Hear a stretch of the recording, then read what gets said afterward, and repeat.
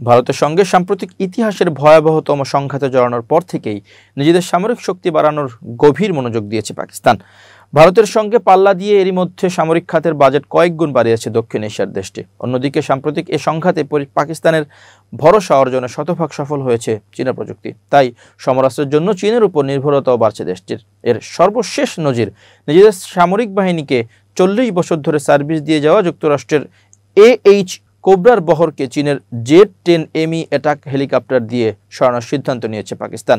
এর মধ্যে আনুষ্ঠানিকভাবে চীনের তৈরি অত্যাধুনিক এ যুদ্ধ হেলিকপ্টার নিজেদের সামরিক বহরে যুক্ত করার ঘোষণা দিয়েছে পাকিস্তান। দেশটির সেনাবাহিনীর মিডিয়া উইং শনিবার 1 আগস্ট এ তথ্য নিশ্চিত করেছে। খবর দ্য এক্সপ্রেস ট্রিবিউনের প্রতিবেদন অনুযায়ী এদিন মুজাফফরগড় ফিল্ড ফায়ারিং রেঞ্জে Z-10ME হেলিকপ্টারগুলোর একটি লাইভ ফায়ার পাওয়ার প্রদর্শনী প্রত্যক্ষ করেছেন পাকিস্তান সেনাপ্রধান ফিল্ড মার্শাল সৈয়দ আসিম মনির।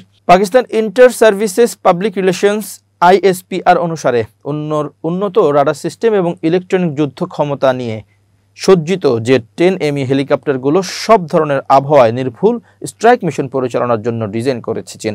এই হেলিকপ্টার আকাশ এবং স্থল উভয় ক্ষেত্রে হুমকির বিরুদ্ধে পাকিস্তান আর্মি এভিয়েশনের অপারেশনাল ক্ষমতার উল্লেখযোগ্যভাবে বৃদ্ধি করবে বলে আশা করা হচ্ছে। প্রসঙ্গত, পাকিস্তান 1980 সাল থেকে যুক্তরাষ্ট্রের তৈরি H-1F কোবরা হেলিকপ্টার তাদের সামরিক বাহিনীতে ব্যবহার করে আসছে, কিন্তু বেশ কয়েক বছর ধরে এই হেলিকপ্টার আপগ্রেড করার চেষ্টা করছে দেশটি। এরই অংশ হিসেবে 1 দশক আগে অর্থাৎ 2015 সালে পাকিস্তানের কাছে বেল AH-1Z ভাইপার হেলিকপ্টার বিক্রি করতে সম্মত হয় যুক্তরাষ্ট্র, কিন্তু ওয়াশিংটন এবং ইসলামাবাদের মধ্যে সম্পর্কের টানাপোড়েনের কারণে স্থগিত রাখা হয় চুক্তিটি। এই অবস্থায় পাকিস্তানের কাছে নিজস্ব প্রযুক্তিতে তৈরি Z-10 হেলিকপ্টার নিয়ে হাজির হয় চীন।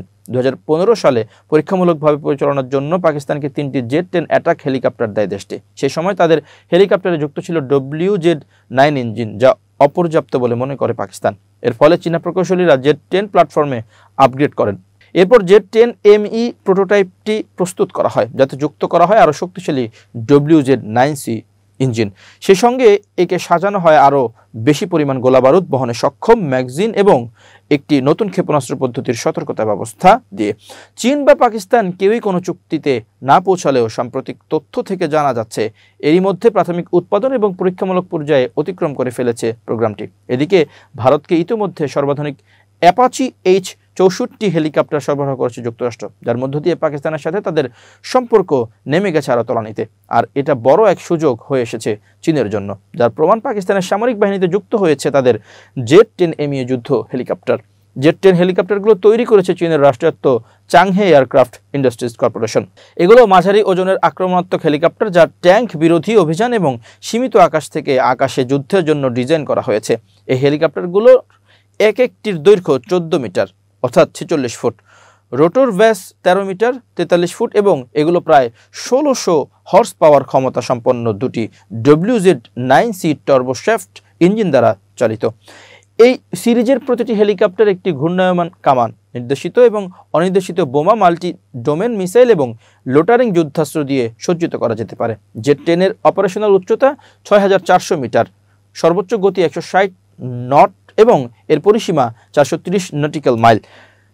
বর্তমানে নিজেদের বহরে প্রায় 200টি Z-10 হেলিকপ্টার ব্যবহার করছে চীনের পিপলস লিবারেশন আর্মি। ফু কিয়ানশাও নামে চীনের এক সামরিক বিশেষজ্ঞ বলেন, এই প্রথম Z-10ME যুদ্ধ হেলিকপ্টারের রপ্তানি চুক্তি করতে যাচ্ছে চীন। এই হেলিকপ্টারটি উল্লম্বভাবে উঠতে এবং অবতরণ করতে পারে এবং ঘোরাফেরা করতে পারে। পাকিস্তান এটিকে নিজেদের সন্ত্রাসবিরোধী অভিযানে দারুণভাবে কাজে লাগাতে পারবে। প্রতিটি Z-10ME হেলিকপ্টার রকেট, ট্যাঙ্ক বিরোধী ক্ষেপণাস্ত্র এবং ঐতিহ্যবাহী নিরাপত্তা মিশনের জন্য আকাশ থেকে আকাশে নিক্ষেপণযোগ্য ক্ষেপণাস্ত্র দিয়ে সজ্জিত হতে পারে। ঝাং জুয়েফেং নামে আরেক চীনা বিশেষজ্ঞ বলেন, Z-10ME হেলিকপ্টারের অসাধারণ ক্ষমতা রয়েছে, যা এটিকে বিশ্বের সেরা মাঝারি আকারের আক্রমণাত্মক হেলিকপ্টারগুলোর মধ্যে অতুলনীয় করে তুলেছে।